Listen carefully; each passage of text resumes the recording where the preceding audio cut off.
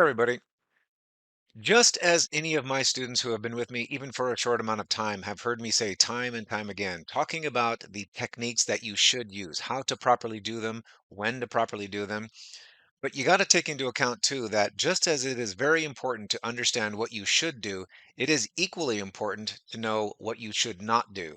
Now, I recently returned from the Davin tournament over in San Jose, California. If you've never had an opportunity to go to, I strongly encourage you to do so. It was a great event full of great people. The organizers were great. The facility was great, had lots of space. They had an armory there, a library there. It was more than just the sword fighting if you are so inclined to bring along somebody who's interested in the history. But that aside, as I mentioned, just as it is important to understand what you should be doing in a martial context, it is also just as important to understand what you should not do. Now, at this tournament, because of the fact that I had a videographer, I was able to capture a lot of the bouts that I was doing. And in so doing, I've also got a lot of footage now to show exactly what it was that my opponents did that was causing them to lose their bouts. And so today I'm going to talk to you about that very important knowledge set of what not to do in a sword fight.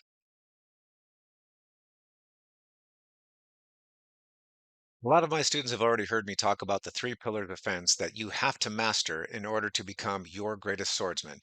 Those three pillars of defense are footwork, balance, and sword work. Now, starting from the ground up, what I'm going to do first is give you a little clue as to what we're talking about now, where we're going to talk about footwork. So, what I'm going to do is I'm going to show you the first exchange of this particular bout, and I want you to pay attention to what my opponent did that caused him to lose this bout, at least in this very first exchange.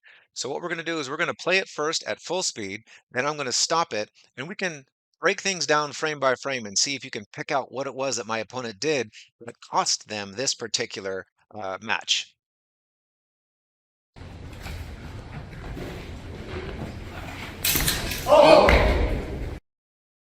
Okay, so did you see that? Let's back it up just a little bit. And we'll advance it forward frame by frame to see if you can pick out what it was that cost him this. Now, remember, I am fully an advocate that says that your footwork is fully 50% of your defense. If your footwork goes away, then so too does 50% of that defense, and you are much easier to hit by me, by somebody else, by anyone at all. So let's take a look one more time and see what we can see about what this person did in this. Now, I've advanced it to the point where we are just in front of it. So let's see right now what we've got in terms of his footwork. So pay attention to what he's doing now. He's circling to his left, but watch what happens right there. See how that front foot crosses with the back? And lo and behold, that's when I decide to attack. And the reason for that is because he has absolutely no way whatsoever to utilize his footwork in order to take that small step retreat, if he was even so inclined, in order to buy him the time to see, process, and respond, right? That full quarter of a second it takes to get through all three phases. He does not have the time when his feet are crossed because he cannot move backwards. And I took full advantage of that. If my opponent does not have the time to defend themselves, then absolutely that is the time to attack.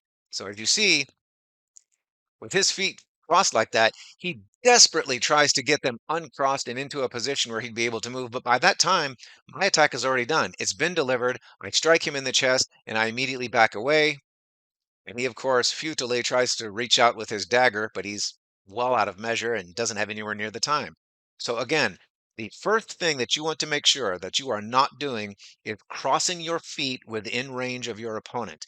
If you are going to circle to the left or right and you are within range, there is a specific way you can do that in order to keep yourself from in order to keep you from leaving yourself vulnerable to a potential surprise attack by your opponent. But this right here, this was not the way.